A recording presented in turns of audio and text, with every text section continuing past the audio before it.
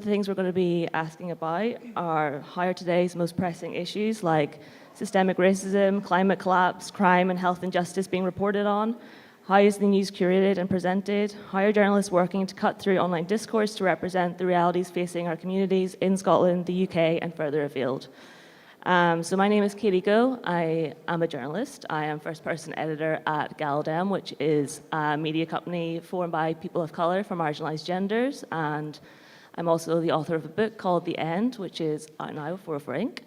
And we have some amazing speakers on today's panel. So beside me, we have Diora Shadijanova, who is a multimedia journalist and writer, as well as the current climate editor at GalDem magazine, my esteemed colleague.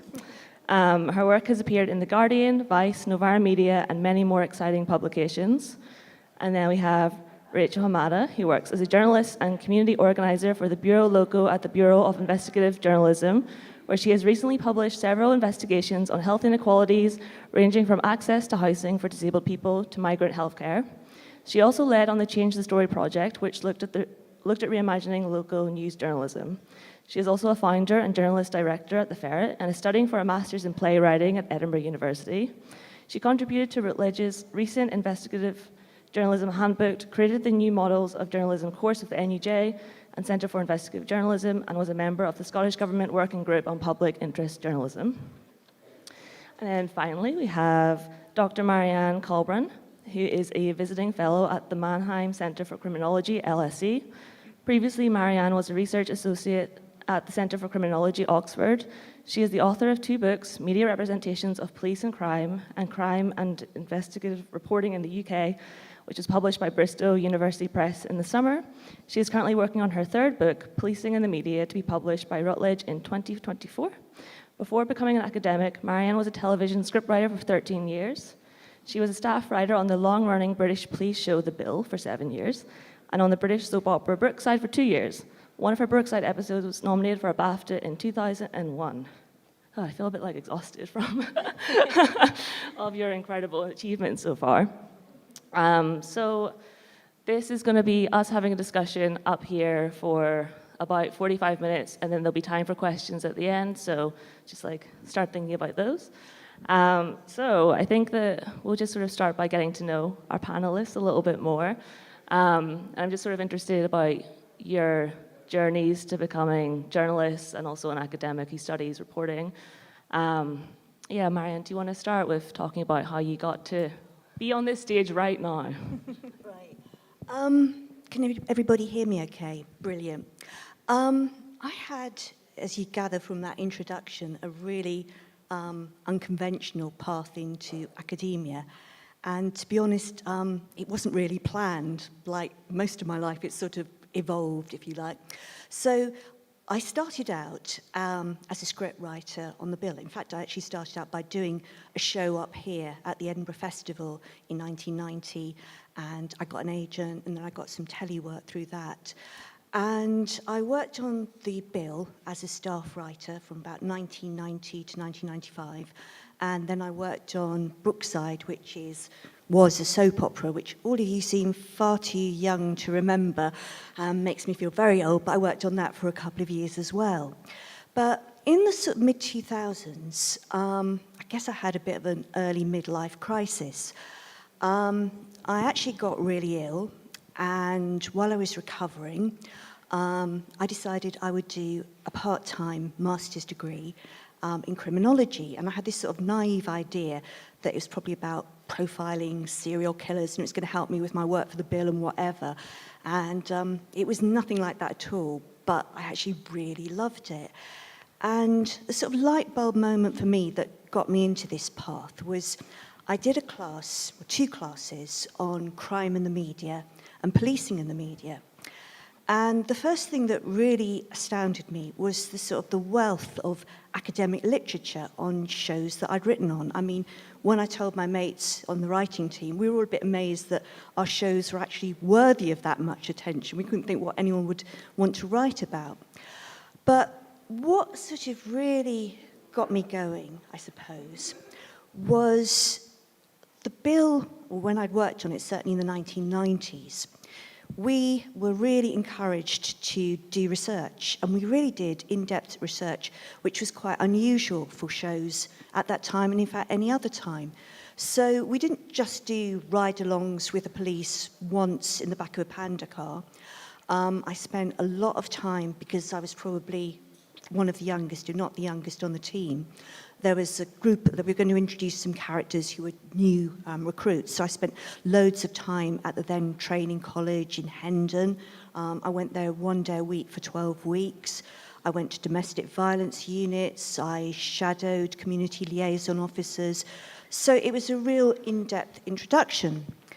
And what was really interesting was reading all the criticisms that criminologists had of crime fiction and crime news, and how they shape something that was talked about in the last panel, people's imagining of what the police do and are for, what prison is for, what punishment is for, and also basically giving such a sort of partial view, a sort of emphasis on the sensationalist, the violent, and not on sort of everyday crimes that affect people, crimes of social harm. And as I waded through all this, there was lots and lots of literature about the content of crime fiction and crime news, but nobody was really writing about why we were telling these stories. What were the factors that were making this such a partial view? So my professors at the LSE really encouraged me to go on and do a PhD. And I was so nervous about the whole thing, I don't think I ever told my agent that I wasn't coming back to Telly at all, because I was so scared it wasn't going to work out. And that sort of became the first book, looking at the factors that create crime fiction, why pictures of policing are so unrealistic and partial.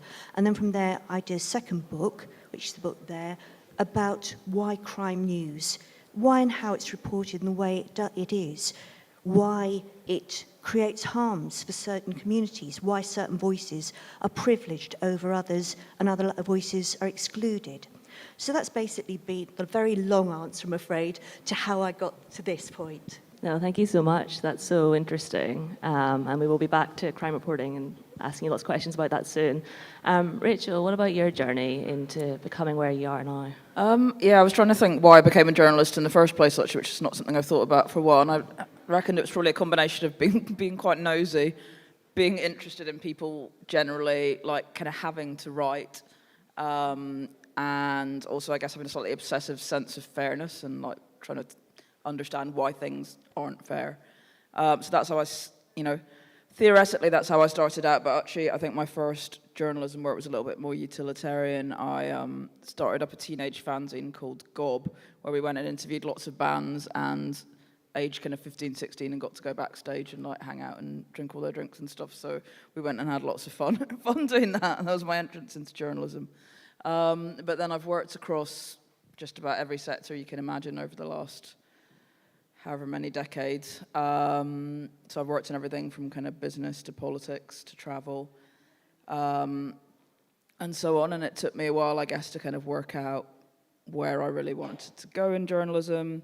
Working as a political reporter around the Scottish Parliament, I guess there was a real sense of, obviously, it being very kind of white male dominated, everybody chasing the same stories, prioritising the same things, thinking the same things were important.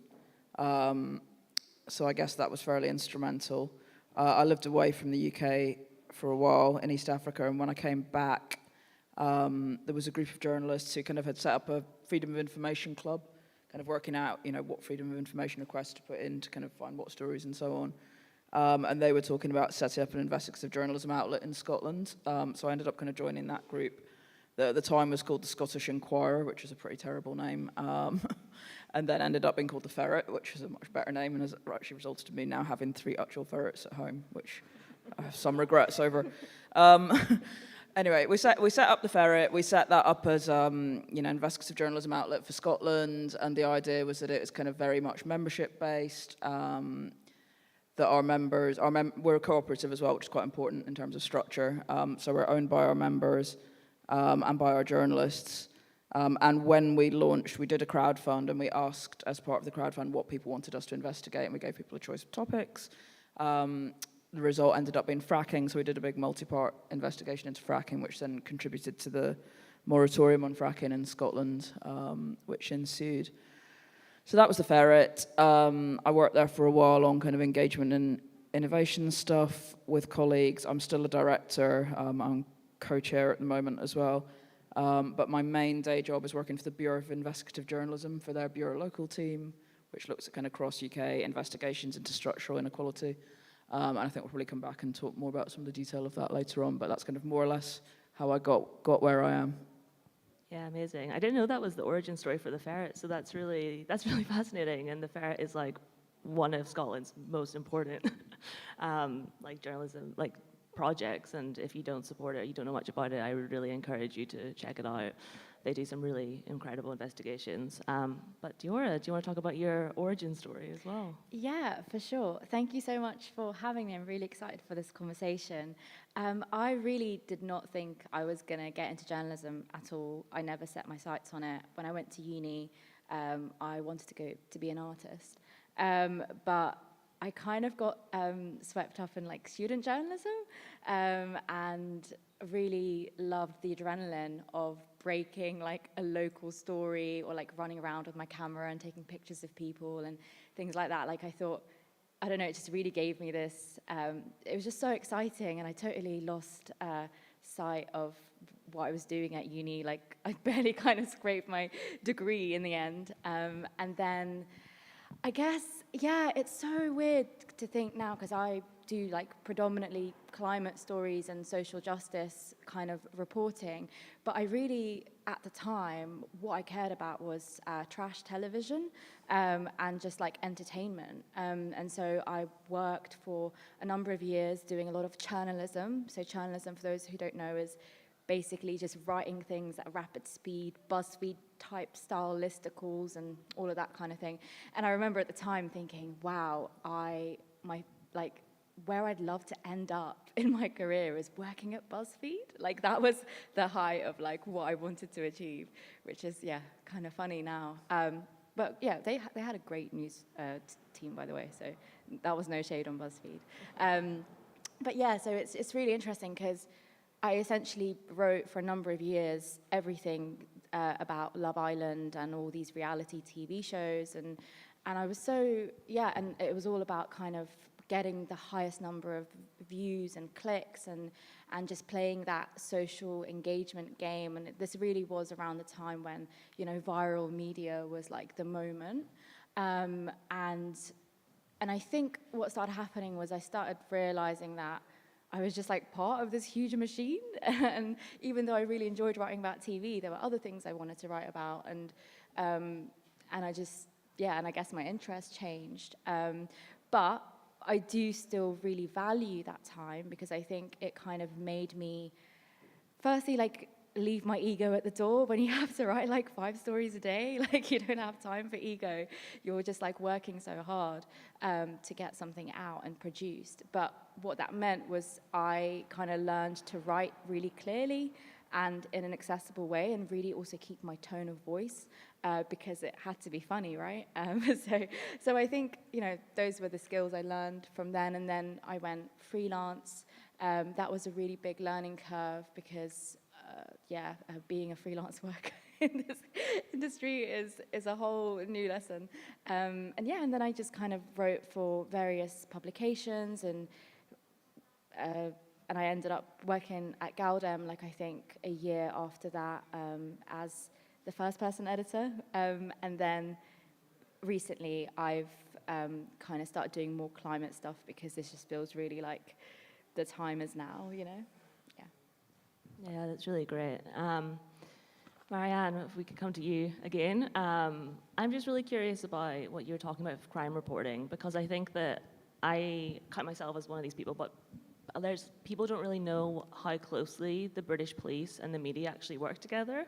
And I was just curious about that relationship and how you have researched that relationship between these sort of 2 huge institutions and sectors over history with your books. So yeah, I'm just wondering if you could talk a little bit about that history of them working together, and also how do you think that relationship has impacted then the public's perception of justice in this country, because obviously most people will read stories about crime and the police through newspapers.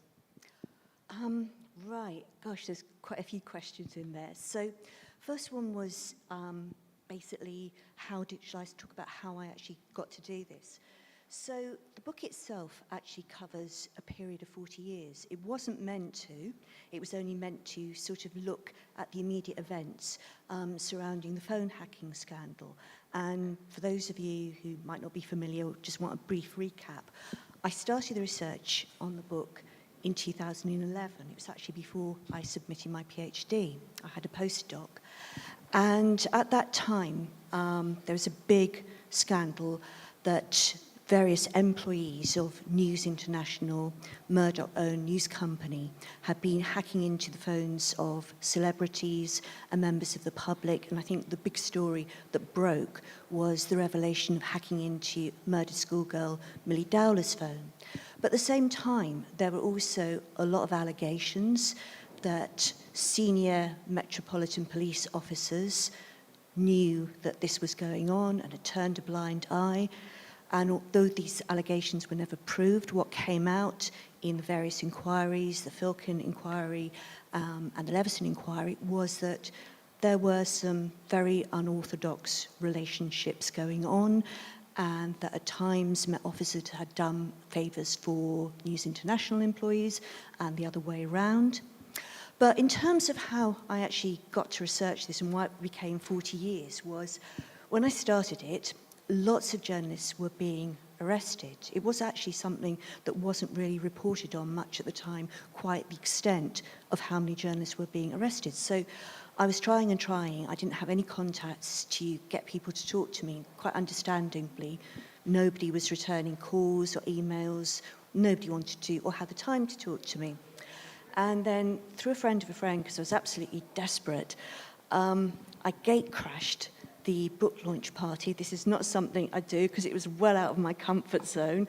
And I had a couple of drinks and went up to the person whose book launch it was and said, basically, I really want to talk to you about this. Can you help me? And he was on the point of retiring at that point, and he introduced me to a lot of his colleagues. And at that point, I thought, oh, is this going to be very helpful? Because I want to write about events here and now. But it was hugely helpful because it helped me have a bit of background into how it had come to this pass, that there were these relationships between the police and the media. So that became, instead of being sort of a snapshot of what was going on in the UK at that time, a 40-year history. And what I found was that very quickly, if you'd asked me 10 years ago how much control the police had over crime reporting, I would have said, well, they always had a certain amount of control because they give the information. They can't control how journalists write their stories, but they can control how much information gets out there. What happened in the last 10 years is something that really isn't publicised and should be more. The first thing is that after the Leveson inquiry, one of the recommendations, and you could see quite why these recommendations were made by Leveson and Filkin, that all contact with the media should be recorded. And it made sense given the unholy relationships. It actually turned into a clampdown on all unofficial off-the-record briefings and really restricted contact officially. And what that meant, when I was talking to journalists, they were saying, particularly on the tabloid newspapers, they're saying they really weren't getting stories anymore at all. One journalist told me that there was a story that he'd been told by the Met Press Office was Operation Trident. So he thought, okay, it's gangland, it's probably routine, no need to follow it up. And it was actually the attempted murder of a banker. And they only found out because it was reported in the Moscow press. So there was that. So basically, there was always a lot of interaction before this between the police and journalists. It was quite a mutually beneficial relationship because quite often police officers would get tip-offs from journalists and vice versa. But it then led to a situation where police and journalists really weren't talking to each other. And then it sort of got exacerbated, and this is a thing that probably isn't so well known, by the advent of new digital technologies. So basically, the police now do their own crime reporting. And before the advent of Twitter, Facebook, whatever, the only way that the police could communicate with the public if they wanted to ask for help with investigations or publicise their work was through the press. But ever since then, they can just do it themselves, and they do. They print their own news stories on websites without the traditional filter of the media. And basically, it means that the police at this stage in history are probably more in control than ever before of the flow of information to the public. And it's kind of quite shocking given all the revelations that we've had just in the last 2 years. Sarah Everard, the handling of the vigil for Sarah Everard, the murder of the 2 women, Bieber, Henry, and Nicole Smallman, and, the taking of photos of their bodies, Partygate. I mean, it goes on. I saw a tweet the other day where somebody was saying another force, another paedophile, and you really do feel like that reading the news. So this is something that I feel really strongly about, and journalists I've talked to have said it's just not being publicised enough, just how dire the situation is, that basically the police have such control, and yet if these stories are getting out and they're really shocking, this seems like it's almost the tip of the iceberg and what else is going on that we just don't know about. Yeah, I think that that's something that is so concerning, and also social media and how, I see the Meta account posting about they're dealing with something here, they're dealing with something there, but they're obviously in control of the narrative that they're telling, and that is very concerning whenever we know about the levels of corruption that have happened historically in the Met Police. Thank you for sharing that. That's fascinating. Diora, I wanted to ask you a little bit about your work covering the climate crisis, both as a writer yourself, as a journalist, but also as an editor. I think that I'm always so amazed at how much you are able to cover as the climate editor at Galdem, because obviously the climate crisis is a huge, sprawling global issue that touches on so many other things like politics, economics, every sort of facet of society is touched by the climate crisis. And I suppose I'm just really interested to know basically how you pick your stories. And I think that's something we'll talk maybe a little bit later about as well in terms of the curation of the news or how stories are picked and the issues around that. But I'm just really fascinated to know how you work with journalists in different parts of the globe and how you decide, okay, this is a story we need to run, or this is a story I want to go out and find out more information on, when there is seemingly so much that you could be covering. And that's a huge task. Yeah, definitely. I do struggle with that. I think, as you've described, I see the climate crisis as something that just intensifies and kind of magnifies all the existing social problems that we have in society. So I'm really, I guess, in my work, I'm interested in seeing how that manifests, but I'm also really interested in solutions and how, when we look for climate solutions, we are looking at climate justice solutions that not only deal with the climate crisis, but also all the issues that underpin it. So with the stuff that we do at Galdem, obviously the reason we started the climate section last year was when COP26 was in Glasgow.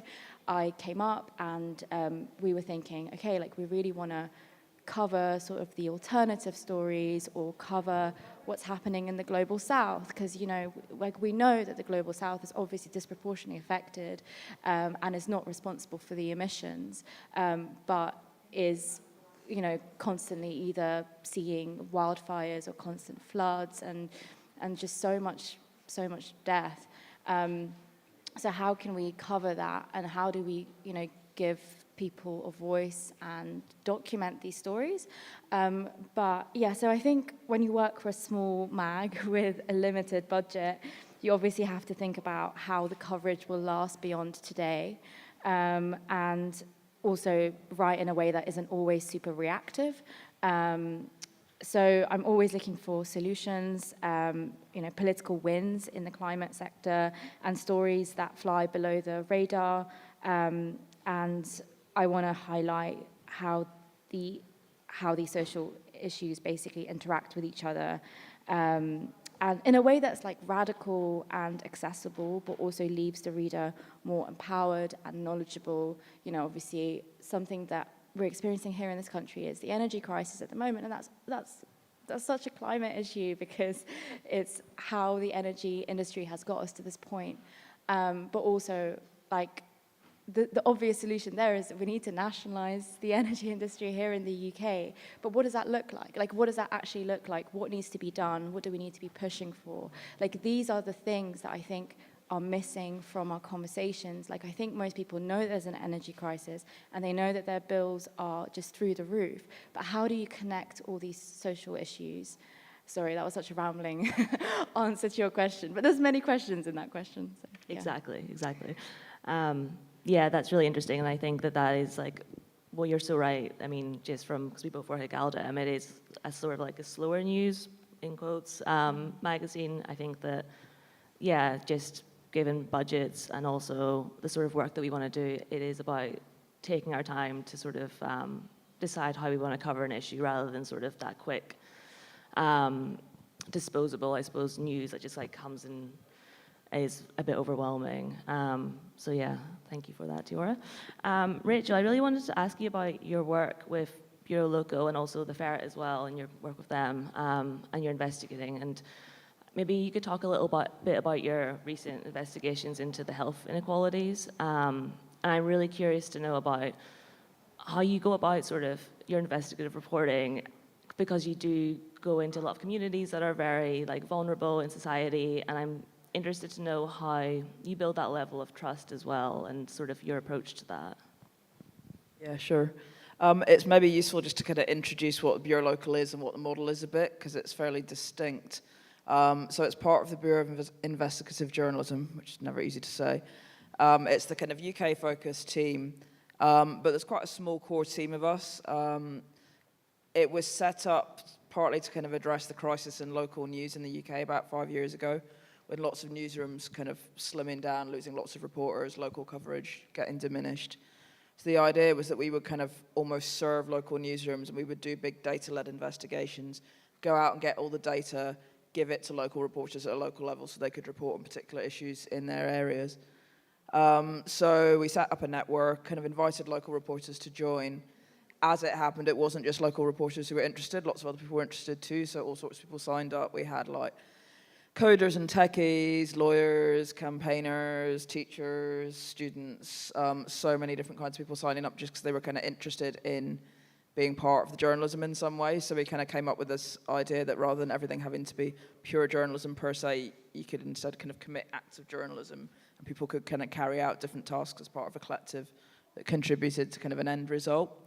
So we built up this quite big network, and we have investigated all sorts of things, from kind of police stop and search to cuts to places that domestic refuges, lots of stuff, kind of work around housing and homelessness, local government finances and so on. Not always necessarily the most exciting subjects, e.g. local government finance, but fairly kind of critical stuff. And we will always work with a big national partner, like potentially a broadcaster like Channel 4 or the BBC or someone, but also with whatever local reporters or kind of hyper-locals, whoever wants to get involved and tell the story in their area. So that's how it's kind of intended to work. Obviously, local papers and newsrooms have kind of become more and more decimated in those 5 years. So we're actually kind of looking at repurposing our work so that it's less designed to serve newsrooms and kind of reporting outlets and more designed to serve communities themselves. So we've got quite a lot of work coming up over the next year looking at how we kind of pivot that a bit more, and I'll probably come back to that. Katie, I know you wanted me to speak a bit more specifically about our health inequalities work. So this was a project we ran for kind of 1.5 to 2 years. It actually was due to kick off just before COVID, and obviously COVID derailed it in some ways, because we wanted to look very much at structural health inequalities across the UK. COVID obviously kind of dominated the headlines and everyone's thoughts, and we couldn't ignore obviously that was happening. As has been acknowledged in previous panels, COVID kind of laid bare a lot of existing health inequalities. So it wasn't that it was a new story; it was kind of layering on top of pre-existing stuff. But yeah, myself and my colleague Vicky Gale, we kind of designed this health inequality work very intentionally so that we'd be very careful about what sources we went to, not just use the same old sources, and try and make sure the sources we used were representative of kind of society in general. We made sure we spoke to lots of user-led organizations rather than big charities, kind of avoided some of the usual gatekeepers. And we ended up producing kind of 3 big investigations. The first was looking at the number of people who received care at home who died kind of during the COVID crisis, and this was something that wasn't being recorded by any public bodies. So we found there were kind of thousands and thousands of people dying totally unrecorded, and also that it was a fairly low percentage of those deaths that were down to COVID, so it was down to other stuff, people's carers maybe not coming in anymore, problems getting access to equipment, all sorts. But basically this was stuff that should have been recorded, and someone should have been diagnosing what was wrong, and that wasn't happening. So we did that investigation. We looked at access to the COVID vaccine for undocumented migrants. There was kind of a guarantee by the NHS that undocumented migrants should be able to sign up with their GPs. But in practice, that wasn't happening. So we called lots of GPs around the country and kind of proved that people were being blocked from accessing that right, and then were unable to access the vaccine because they were being asked for GP numbers when they turned up. And then lastly, we looked at disabled facilities grants. So these are the kind of grants that allow people to get adaptations to their homes to address kind of various different needs. But we found there was evidence that the waiting times were far longer than they should be, and there was also a whole section of waiting time that didn't need to be recorded on a statutory basis. It just wasn't being counted, but people were being left for years having to use kind of temporary toilets in their kitchens, having to go to their local leisure centre to shower, which then during COVID wasn't even an option anymore. So people just having to live in pretty kind of unacceptable situations. And out of all those investigations, a fair amount of change has come, which is great. And although that's officially finished as a funded project, we're going to be looking at a project I'm quite excited about, which is around heat inequality. And as climate change kind of means hotter summers in the UK, particularly in cities like London and Birmingham that are kind of have the urban heat island effect, some people are going to be at much greater health risk purely because of where they live. So that's kind of a piece of work we're carrying out hopefully over next summer, and I'm really excited about that. And we're kind of building a big coalition of partners around that. So I don't want to go on too much longer, but you asked a few questions, so I'll quickly address some of the other stuff. In terms of how we decide to do stories, people do come to us quite regularly with story ideas, especially as we develop trusted relationships with lots of different groups and keep returning to them rather than parachuting. But we also decide on some of our stories through working with specific communities and kind of co-producing story ideas. And I also realize I'm using the word communities quite a lot in general, which can sound a bit vague and kind of purposeless. So I thought it'd be useful to have examples of a few groups that we've worked with. So some of the groups we've worked with include seasonal farm workers, undocumented migrants, kind of campaign groups in the UK, the Filipino community in London, Deliveroo riders who we co-produced an investigation with, and we're also currently starting a new project working alongside a Somali women's project in London. So that's just kind of a few examples.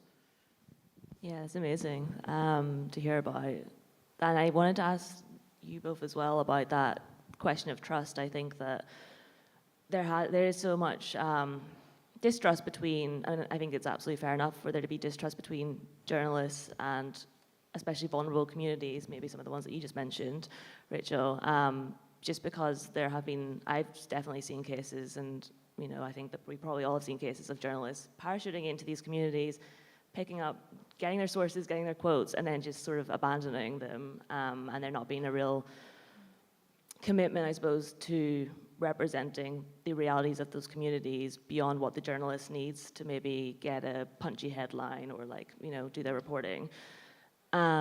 And I was wondering about that challenge of building trust with sources, but also with communities in general, so that people will bring ideas to you as much as you will go to them for things as well. And I was interested, Marianne, maybe you could talk a little bit about you going to, people who worked at the Met over time, and also journalists as well, and people sort of speaking to you for your book, and how you sort of build that trust with people for them to open up about the history of the last 40 years.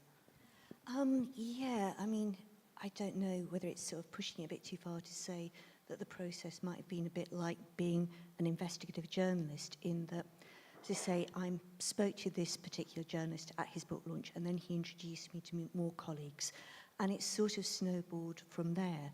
And this is why the book probably took 10 years, not because it took 10 years to get all the interviews, but certainly the first lot of interviews, I talked to journalists who, I think, once they'd sort of sussed out what I was doing, were then very helpful in introducing me to their unofficial police contacts.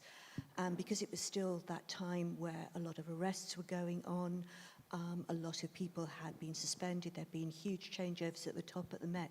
I was very grateful that people did come to talk to me, but I had to do these interviews in all sorts of out-of-the-way places. Like one interview, I think I went way out of London and met somebody from the Met in a tea shop, and they were saying, no, we need to sit right at the back in case somebody drives past, and can you sit here so nobody sees it? So in terms of gaining trust, it's very much you speak to somebody, you ask somebody, is there anybody else you think I should be speaking to? Could you put in a word for me? It's that sort of thing. But it's also, I guess, it's something that, you talk about with the Bureau local. It's also, I think, in my work about being transparent. And I'm always careful to say, look, if you'd like a list of questions beforehand, I can provide those. If you want a transcript afterwards, I will send you quotes that I've used in the book if you're not happy with them, or the way I've represented you, please. And always to ensure anonymity. So I was really, really careful because particularly with the state that things were in at that time, it could have been fairly damaging for some people to have been that open with me. So I'm incredibly grateful that they were, because I would not have had that book. Yeah. Yeah, I'd love to come in. I think, I totally understand why a lot of people don't trust journalists, because historically, obviously, journalists have messed, people around, communities around, or have taken advantage of them for a story. So when I approach sources, I think I owe it to them to be really clear and honest about what the piece is and why I'm speaking to them. I also try to explain why I'm interested in the particular subject. And I think over time, your portfolio builds and people can judge for themselves, if they think you have integrity. But in terms of community trust, I think you have to be in the community to understand what a community needs, and you can't just cosplay for a day, as Rachel said. To achieve authenticity in journalism, a publication should be genuinely authentic, and I don't just mean in representation of diversity, but in understanding how power flows through society, how it's built, and how it's tightly guarded. And I think when I think about some of the stories I've worked on with other sort of political groups or organizers, it's because I know them through organizing myself. And and I know there's this idea that a journalist should just be a bystander and someone who doesn't get involved in sort of political issues. But I just don't think that's true. That's not the kind of journalism I want to do. I'm very honest about the fact that my journalism is political. And with the work that we do at Galdem, so many of us are part of different organizing groups, and that's how we know these stories and we know different people. And I think that's where the story should come from, and people trust us, not because they know us in other settings as well. Yeah, that definitely makes sense. And actually, I just wanted to pick up on a word you use, which is bystander. And I think that, recently in the news, I'm sure a lot of people have seen the journalists who were arrested at the Just Stop Oil protests on the motorway. And this idea of the journalist as this objective bystander, I think it's disappeared for a long time, but especially now it feels like, and the fact that whenever journalists go to protest, they now have to extra measures of security have to be put in place for them to go. And yeah, I was just wondering, maybe Rachel, if you want to talk a little bit about what you sort of see as what is threatening journalism. I mean, there is obviously protesting, bills that are impacting journalists as well who are going to protest, but also things like impunity and these different things that it makes it feel like, journalism has been under threat for a very long time. It's not a recent issue, and I think that's also important to keep in mind. But it seems like right now it is becoming maybe more dramatic in terms of arrests and things like that. Yeah, definitely. Just before I come on to that, I think the conversation you were having about kind of journalists being portraying themselves as objective is really, really interesting, because like nobody's objective. Everyone brings some baggage with them. And seeing as we're at a book fair, I'll recommend my favorite book on this, which is called The View from Somewhere by Lewis Raven Wallace. I massively recommend that as a book about journalism and how it cannot really be objective. I think it's a really important one to read. In terms of risks and kind of threats to journalists, obviously these are coming from a lot of different directions at the moment. So some of that is coming from kind of corporate interests, kind of oligarchs, billionaires, people with lots of money who can afford to have a chilling effect on journalists. So I think it's important to reference SLAPPs, as they're called, which stand for Strategic Lawsuits Against Public Participation. They're getting used quite a lot against journalists at the moment. This is including at the Bureau.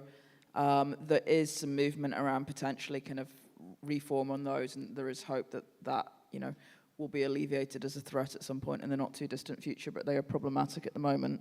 So that's from the corporate side. In terms of the kind of policy and legislative side, there's the Public Order Bill, which I'm sure there's been lots of discussion around this weekend already, which was, I believe, what was used to kind of arrest the journalists the other day at the Just Stop Oil action. There's lots of concerning stuff there, and I think it's also concerning how little kind of in-depth and detailed media reporting there was on that as it was passing through Parliament, and to kind of inform the public about it and let them know what they could do to kind of critique it. There's also the rights removal bill is coming back via Dominic Raab, which is pretty worrying as well, around kind of human rights as well. So there's lots around human rights, employment rights, and so on that are all going to kind of dovetail to make things very difficult for journalists and lots of other people. There's the kind of, I guess, Teflon politician effect at the moment as well, where, politicians don't care that much anymore if there's a scandal about them or something happened, and they're not being held to account by political leadership. So they can just do stuff and get away with it to an extent that wasn't possible before. And then there's a lot of distractions like kind of culture war stuff and kind of fueling and weaponizing of racism, transphobia, and kind of right-wing think tanks effectively kind of writing a lot of government policy at the moment. I think that also, just in structural terms, investigative journalism outlets, community-led outlets, and so on are up against it financially just now as well. It's a very difficult kind of environment and market to make a profit in and to thrive in. And when I say a profit, I'm generally talking about not profit, so that's money that's getting ploughed back into the work of the organisations. I'm sure we'll beg everyone to take subscriptions out for our various publications later anyway, but do please, if you can afford to, subscribe to your good and kind of local or national independent outlets, because they do need your support. I guess I kind of see those as some of the main threats for journalism at the moment. Yeah, George, do you want to pick up on that a little bit? Yeah, I'd really love to. Also conscious of time. But so as some of you may know, that there's a pair of journalists who got arrested for filming over a bridge on the M25, and they offered their press cards. They were arrested anyway and held for 13 hours. This is quite clearly a suppression of free speech. But I want to make sure that we're not just worrying about the criminal justice system or over policing when journalists are involved. Police violence and brutality has been present long before the journalists who were covering the Just Stop Oil action were arrested, and it was really interesting to see sort of the reaction online of people like, oh my God, free speech is under threat. And it's like, no, it's been under threat for a really long time. And that is obviously horrific and totally unlawful, but I just want to make sure that we're fighting for everyone's rights and not just the journalists.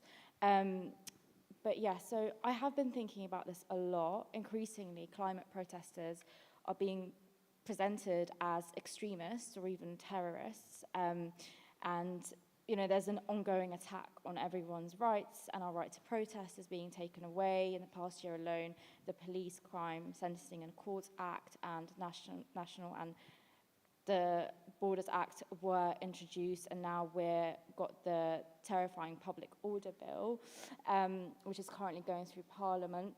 We actually published a piece back in May about it on Galdem, and just want to quickly read a small section. So this new bill includes increased stop and search powers, long prison sentences for people who use lock-on equipment or intend to lock on for the purpose of obstructing transport routes and interfering with key infrastructure, and serious disruption prevention orders which encourage increased police surveillance of protesters, such as making them wear an electronic tag. Yeah, so this isn't just about journalists, it's about everyone's freedom of expression. But yeah, as a climate editor and a writer who's publicly in support of non-violent direct action, I do genuinely worry about what this means about the kind of stuff that we publish and whether our names are on a list somewhere. Yeah, I think they probably are, to be honest. Yeah. And I think that it is really, yeah, you're right, it's so concerning. It's concerning for us sending people out to protest, I think, as well. And I think because all of our writers are people of colour from marginalised backgrounds and genders, it just adds a layer, because obviously you're not just dealing with, you know, journalists being arrested, but also journalists of colour who are going to be targeted more, I think, or historically have been targeted more. So it is a very, yeah, concerning time for journalists, but also for protesters or for anyone on the streets, really. Just before we open up to audience questions, I just wanted to ask all of you, Rachel, you said that you had like a little list of publications people should support. If people are sort of, you know, wanting to get good, thorough, proper reporting and news from great places, have you got anywhere you'd recommend? Well, that's tricky. I mean, a lot of the places that I'd recommend are really, really good, like independent local outlets, but that's very much kind of dependent on you know, being interested in that particular locality. So there's places like the Bristol Cable, there's great projects in Northampton, in Manchester, in Govanhill and Glasgow, kind of across the board.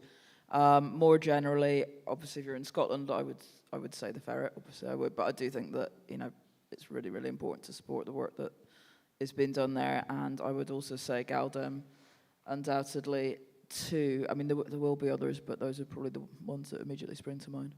Yeah, Marianne, I'm just curious about you as well, and yeah, what do you like to read? Where do you get your news from? Can I be cheeky and say, Do you want to mic up? answer that question, because I've been dying to say something about the non-profits more generally. Sorry, I forgot my microphone. I'm so excited about this. So basically, everything I've said so far has sort of given the impression that the bulk of my book has been about the police and the mainstream media and crime reporting, and that's actually not the case. And what sort of changed the whole course of my research, and why I'm really passionate about what the non-profits are doing and speaking about the value they bring. In fact, I had a conversation with Rachel and her colleagues a little while ago, because I was asked to present some written evidence to one of the select committees. And what happened was that in 2018, I was just about to submit first draft of this, and it was a pretty dismal tale about the police and the news media, and the police weren't speaking to the news media, and they were less accountable than ever before. And then I went to this conference at the Centre for Investigative Journalism, and there was a panel there about the work of the non-profits. And Rachel Oldroyd from the Bureau of Investigative Journalism and Matt Kennard, who also was very involved, talked about this work. And it was something I knew nothing about. And when I talked to my colleagues at the LSE, they knew nothing about it either. In fact, they thought it was some sort of 60s alternative news. They weren't quite sure what it was. So I got quite evangelical about this. And what it sort of really made me rethink my thoughts about loads of things. The first thing was, I thought, why am I worrying about the police and the news media? Because there are a load of harms with crime news as it stands. That's the first thing. And all those harms have been documented by academics for years. How crime news scapegoats or marginalises certain communities. There's this us and them, who's on the inside, who's on the outside. There's an over-reliance on the police, who are not reliable sources. I know time's short, but we all know instances of when they give evidence that is clearly contradicted by video evidence, by standards of God. But also something else that's really fascinating, and again, the non-profits are addressing this admirably, is crime news has always concentrated, because they depend on the police as sources, as crime as a criminal act. And what the non-profits are doing, and I think it's absolutely brilliant, and I'll echo Rachel's thoughts, you should be really sponsoring, and I think, you know, funding should be given to the non-profits because of this. There's a concentration on crime as systemic harm. And criminologists in my discipline have been going on about this for years, that these are harms like pollution, environment, crimes, accidents at work, corporate crimes, frauds, things that happen that affect other people, not some sort of sensationalist murder or celebrity, whatever, I don't know. This is not what we should be doing, and this is what you're doing. And then something else that they're doing that's absolutely brilliant is it's going beyond watchdog journalism. It's not just pointing out a problem. As Rachel says, it's saying, okay, here's the problem, what are we going to do about it? How are we going to effect change? And when I submitted this evidence, and I really hope it gets through to the report that's going to be published later this year, I went through all the evidence that had been submitted, and there was a lot about funding and, you know, how the government weren't going to give money to the non-profits because they were a bit dubious about charitable status and should they be giving money to... It's just crazy because, as we said in that conversation, we have a real chance here. You either put money into something that is A, failing, B, isn't serving anybody, C, is marginalising, causing harm to communities, and D, it's writing stories to make profit. It's not going in, doing this work, talking to communities, talking to people. What are the issues that concern them? And I just feel really passionately that this is a chance, as we said in that sort of Zoom conversation a couple of months ago. You can either pour money into something that's failing, or you can look and you can say, what do I want journalism to be about in 10, 20 years' time? And they're already doing it, and this is why they are so worthy of support, and why I know they're really up against it, and I was sort of criticised at my book launch for being really passionate on my soapbox, but I think this is just brilliant. It's a real positive change, and something to be really positive about. So, okay, the police aren't talking to the news media. It wasn't working. This is the future. Yeah, thank you so much for raising that point. That's really, really important. And I think, like what you're talking about with nonprofits, that's so positive. And I think that so much, whenever you work in journalism, you can feel very cynical about how things are going, especially financially. And I think looking at those sort of models is interesting. I think that we'll probably see a lot of companies maybe pivoting that way as well. So thank you for that. We just want to open up for some questions. Ailey, you've got the mic, have you?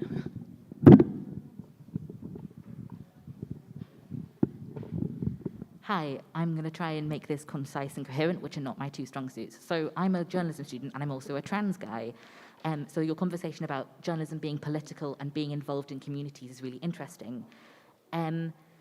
What I want to ask is, what are your thoughts on reporting on issues and like being an objective journalist, even though there's not such a thing, as a marginalized person? So you're all women, you're as a woman of color. Like, how do you balance and justify your work on social justice issues when you're part of the community which are affected by those issues? And particularly when you're working in an institution, for example, I still feel like everything in my journalism course is taught, although all the students are still straight, white, cis men, which obviously lots of us aren't, but it's not the way we're being taught to act as journalists hasn't changed. So I wondered if you had any thoughts on that and how you balance like a personal identity and a professional journalism career and keeping things, while also like, I don't think I should have to keep those things totally separate, but I'm being told that I should. Yeah, I think I understood that question. Thank you so much. I think in terms of like personal identity and how it, obviously, we are all some of our experiences, and that is just going to affect our worldview. But I think in the coverage that I try to do as an editor or as a writer, you know, I'm really looking at climate justice and the way I see the world and the way I see sort of the future and the utopian future. It's not just dictated by my experiences, but everyone's. And I want to build a world where basically everyone can have a good time. So I don't know if that's like a sort of directly answers your question, but I think you kind of have to take the self out of the work that you do and think about, does this work for everyone? And I think if you apply that to your stories, then you are hopefully, you know, kind of involving everyone. And yeah, of course, in the media, and the traditional media as well, like there is just, it's heavily, you know, white and heavily private school educated. And I think it's really important to have, of course, better representation and diversity, but I think kind of the point that I made before is that I'm not just looking for that alone, I'm also looking for just fighting for a more equal world. And I think to do that, I have to take myself out of that and kind of look at the wider picture. Another question. Hey, thanks. I'm part of a small grassroots media project based in the Cotswold district of Stroud. And I was really interested to hear, Rachel, you talking about the kind of co-op stuff, because we're quite near to Bristol. Like the Bristol cable is kind of like where we'd like to be. But one of the things we're kind of curious about is what the relationship between sort of, I guess, editorial autonomy and having like an involved membership, which obviously has like a lot of value, but also how do you kind of keep that, or do you even need to keep that separation between journalist and the subscribers, and how you sort of do that interaction? So I can kind of speak from the Ferret as a kind of example. The Bristol Cable may have their own version of this, but I think that there are definitely certain similarities. So there's various different ways it works. We have our board, and people who are kind of members of the cooperative can become directors on the board as well. So they become reader directors.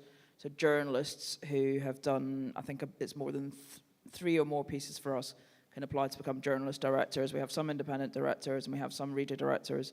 And the reader directors help to hold us to account as well. So for example, we have a fairly rigorous complaints process, and if someone makes a complaint, one of the reader directors will kind of run that process and kind of hold us to account. So yeah, they're on the board and they'll be involved in kind of our strategy and decision making, so that's quite important. We also obviously have an AGM each year. The next one's coming up in January 2023, and usually we try and have some form of kind of touching base with membership at that as well. So I'm trying to think, a couple of years ago we had an AGM where we wanted to make some decisions on whether we should accept ads from some sources or not. We also wanted to decide on to what extent we could potentially do a bit of advocacy work beyond journalism, whether our membership would be happy with that or not. So these were all questions that we put to our membership and they could all vote on.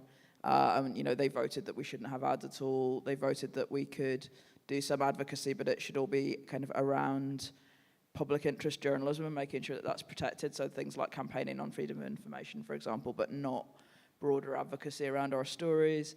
So I think that's a really good way of kind of constantly touching base with your membership. We also regularly have kind of votes and ask for people's kind of inputs on what we should investigate next. And we have a page where people can submit story ideas as well, and other members can vote on those. So there's kind of various different ways people can contribute that way, from, as I say, kind of board level down to kind of much lighter touch. Yeah, thanks. That's a very good question. I think that's all the time we have for this. Unfortunately, I feel like we could talk forever and ever. There's so many issues and questions, but are you all able to stick around and speak to anyone if anyone has any questions? Please check out Marianne's books, obviously, and Rachel and Diora's journalism. Yeah, and please stick around for more events later today, and just a round of applause, please, for our amazing panelists. Thank you. I just want to say one thing. Katie's book is also back there. It's called The End. So please have a look at that as well.